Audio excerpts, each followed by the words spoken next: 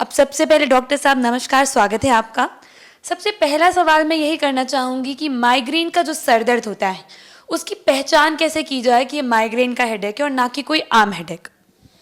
देखिए, माइग्रेन का हेडेक में थोड़ा सा डिफरेंट होगा, थोड़ा सा अलग होगा नॉर्मल सर दर्द से। जनरली लोगों को आधा सर में दर्द होता है जिसको लोग अधकपारी बोलते हैं, लेकिन ऐसा ज़रूरी नहीं है, पूरे सर में भी दर्द हो सकता है। हथौड़ा जैसा मारने जैसा दर्द होगा, टन टन, जिसको हम लोग थ्रॉबिंग हेडेक बोलते हैं। इसके अलावा तेज़ रोशनी से दिक्कत लगेगी, तेज़ आवाज़ से दिक्कत लगेगी, उल्टी जैसा मन करेगा, उल्टी होना ज़रूरी नहीं है, उल्टी जैसा मन करेगा और आपको लगेगा कि धीरे धीरे सर दर्द मेरा बढ़ता जा रहा है। थोड़े देर तक तेज़ सर दर्द रहेगा, फिर 1-2 घंटे में थोड़ा सर दर्द कम हो जाएगा। किसी भी तरह से यदि नींद आ गई तो नींद आने के बाद सर दर्द में आराम मिल जाएगा जब आप सो के उठेंगे। एक अहम सवाल ये है कि माइग्रेन के जो रिस्क फैक्टर्स होते हैं जिनकी वजह से माइग्रेन ट्रिगर हो सकता है वो क्या क्या हैं? देखिए, 2 चीज़ें हैं। माइग्रेन ट्रिगर जो होते हैं वो होते हैं कि आपको माइग्रेन की शिकायत ऑलरेडी है, आप माइग्रेन के मरीज़ हैं, पर आपकी माइग्रेन उससे बढ़ सकती है।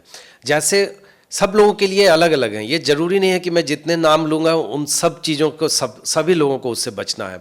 कुछ लोगों को खट्टा खाने से होता है, कुछ लोगों को पनीर से होता है, चीज़ से होता है, रेड वाइन से होता है, नींद नहीं आने से होता है।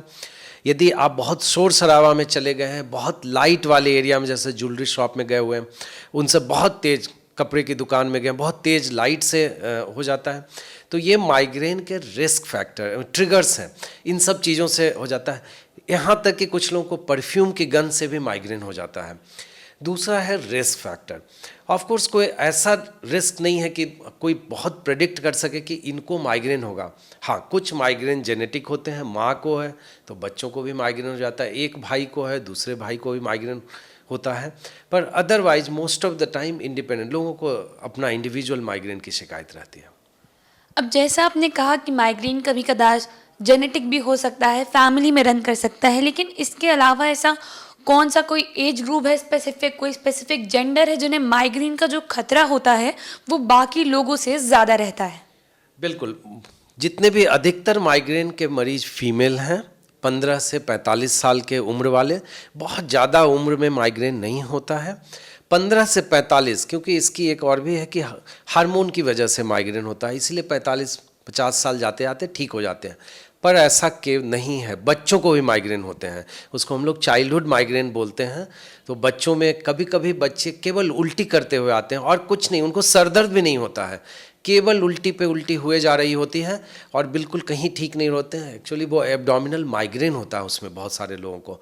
तो मोस्टली सारे लोग अफेक्टेड होते हैं। हाँ, लड़कों में कम होता है, लड़कियों में ज़्यादा होता है।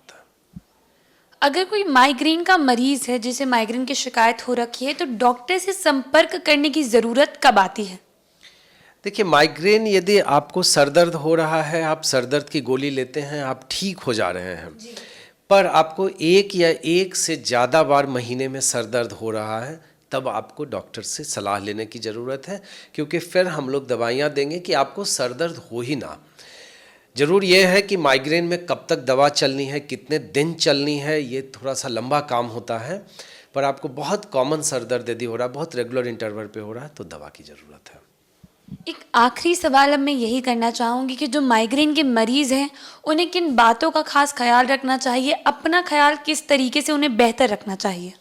देखिए, सबसे पहले समझने का है जो आपने बोला ट्रिगर फैक्टर। जो चीज़ों से आपको सर दर्द के ट्रिगर हो जाते हैं, अटैक पड़ जाते हैं, उनसे आपको बचना है। यदि आपको परफ्यूम के गंध से यदि हो जाती है माइग्रेन के अटैक, तो आपको उससे बचना है। यदि जिस दिन भी आप खट्टा खाते हैं और अटैक पड़ जाता है, जिस दिन भी आप धूप में निकलते हैं और आपको अटैक पड़ जाता है, तो उन सब चीज़ों से आपको बचना पड़ेगा, रेगुलर दवाई लेनी पड़ेगी। और तीसरा जो है कि जब सर दर्द यदि शुरू होता है और आप डायग्नोस्ड केस है माइग्रेन के, ऑलरेडी दवाइयों पे हैं, तो आप फिर दवा ले लें सर दर्द का, कि उस जो अटैक है उसको ख़त्म करें, फिर बाकी दवाइयाँ तो चलती रहेंगी उसमें।